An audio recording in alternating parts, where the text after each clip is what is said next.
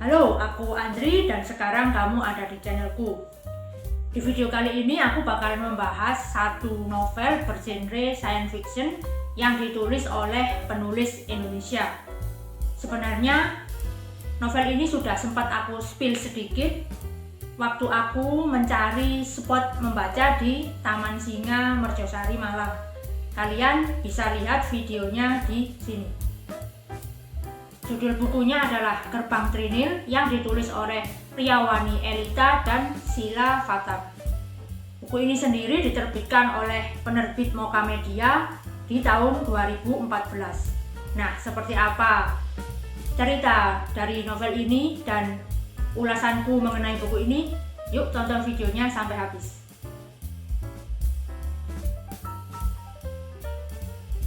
Novel ini sendiri menceritakan seorang gadis SMA bernama Areta Prameswari yang memiliki kesukaan terhadap fosil, utamanya fosil Pithecanthropus erectus. Dari kesukaannya ini, Areta akhirnya berteman dengan seorang pemuda dari luar negeri bernama Henry Dubois yang diketahui sebagai saudara dari Eugène Dubois. Eugène Dubois ini adalah sosok yang pertama kali menemukan Pithecanthropus erectus. Pertemanan Areta dengan Henry Dubois lalu segala macam referensi yang ia baca membawa ia ke daerah Trinil, tempat kelahiran ayahnya di mana neneknya tinggal, yaitu Nenek Maheswari. Areta semakin terseret dalam keanehan-keanehan setelah bertemu dengan Nenek Maheswari. Saat bertemu dengan Areta, Nenek Maheswari tidak berhenti menceritakan salah satu sosok yang diakuinya sebagai kakak dari ayahnya bernama Bibi Tiar. Bahkan, Nenek Maheswari masih menyimpan tengkorak Bibi Tiar. Ayah Areta sendiri memang sudah pernah mengingatkan soal keanehan neneknya ini. Tapi Areta benar-benar syok karena ternyata tengkorak yang ada di depannya itu bukan tengkorak manusia, melainkan tengkorak Pithecanthropus erectus. Karena semakin penasaran, akhirnya Areta melakukan penyelidikan mengenai tengkorak yang dimiliki oleh neneknya, sampai membawanya ke Museum Trinil, di mana Museum Trinil ini adalah memang tempat penyimpanan fosil-fosil Pithecanthropus erectus.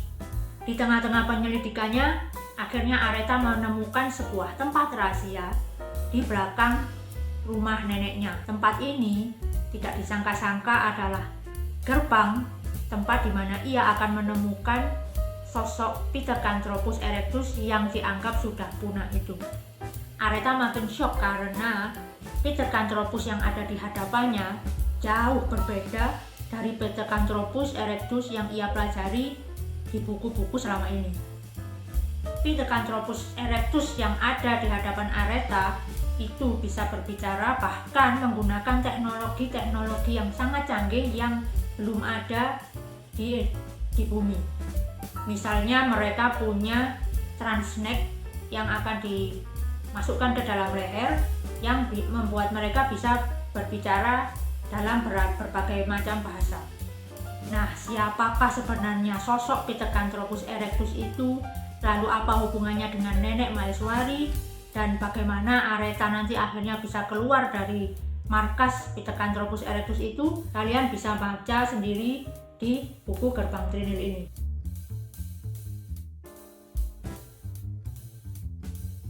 Sekarang aku akan bahas beberapa hal yang aku suka dari novel ini. Yang pertama adalah karena novel ini membahas tentang ilmu kepurbakalaan atau arkeologi.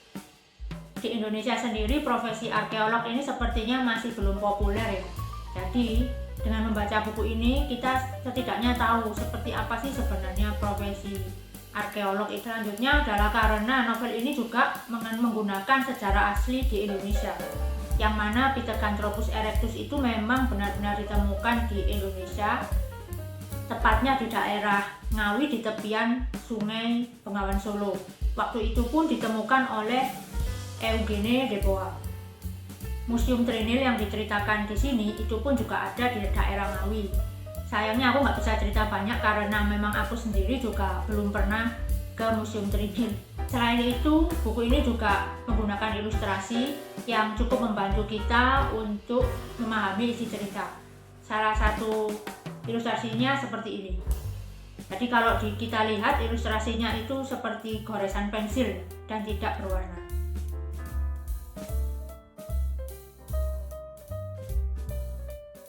Untuk hal yang menurutku kurang pas di novel ini adalah pertama kita bahas dulu covernya.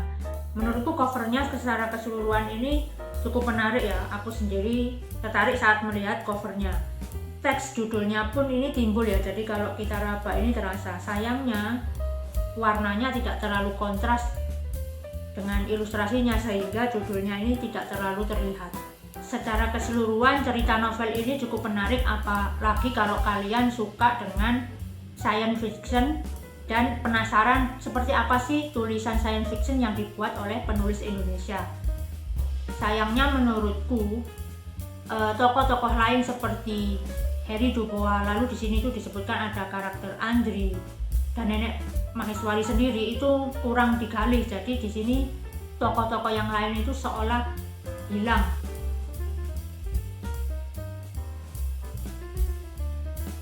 Oke, itu tadi pendapatku mengenai novel Gerbang Trinil ini.